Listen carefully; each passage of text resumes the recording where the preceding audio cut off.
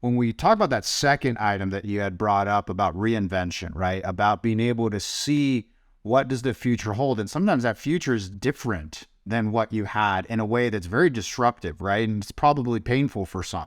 And for a lot of businesses, right, you can look at everything from Kodak and film to digital to, hard drives to streaming to, physical discs. And, you had the Blockbuster example all the way to, beta and VHS, right? You have all these different examples of moments in which better wasn't always necessarily better.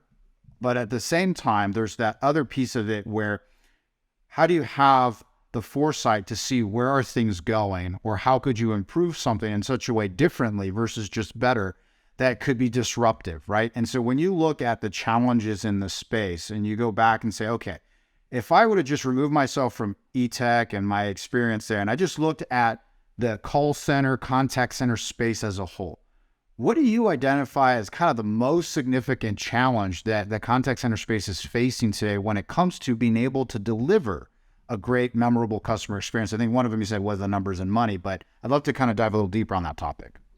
So I think based on what I see and based on what I hear from people that have left other BPOs that come to eTech, I think the first thing is the culture that you prepare for your people that works for you.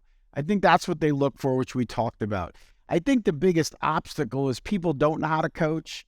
I don't think everybody knows how to use data. I've been with people so many times that tell me they're using these fancy tech stacks. They're ingesting 1.6 million phone calls. And I'm saying, so how's it working? Well, I'm not really seeing the return on my investment. And I go back to them and say, do you have a data scientist team? No, we gave this to our IT guys. There's your problem.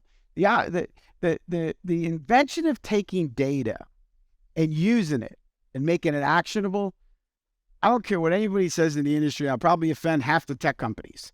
It needs a data scientist team, and it needs an analyst, and it needs an engineer. So you have 3 jobs that you can create in your organization to help you better utilize data. The data engineer programs the machine to make sure it works. Okay? Then you have an analyst who analyzes all the data and tells you, how it can make it better. Right? And then you have the data scientist who can actually take the science of the data and actually apply it to future predictive analytics. I don't know if I answered your question totally, but that's what I'm seeing and what I hear from our agents here.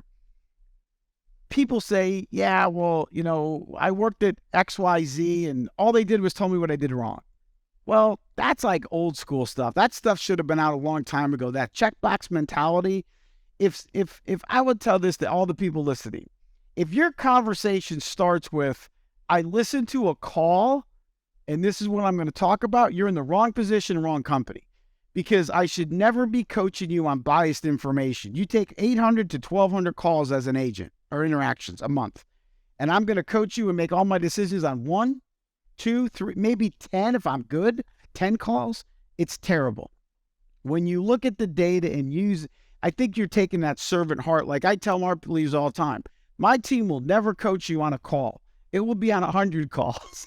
150 calls, 200 calls, and will tell you how effective you are at meeting your objectives.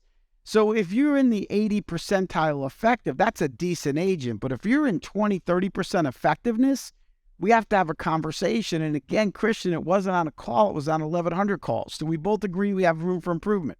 Now let's go ahead and tell you how you're going to improve and how I can help you improve. That's what's missing in the contact center industry because we're so used to the old school, which agent did this, agent didn't do that.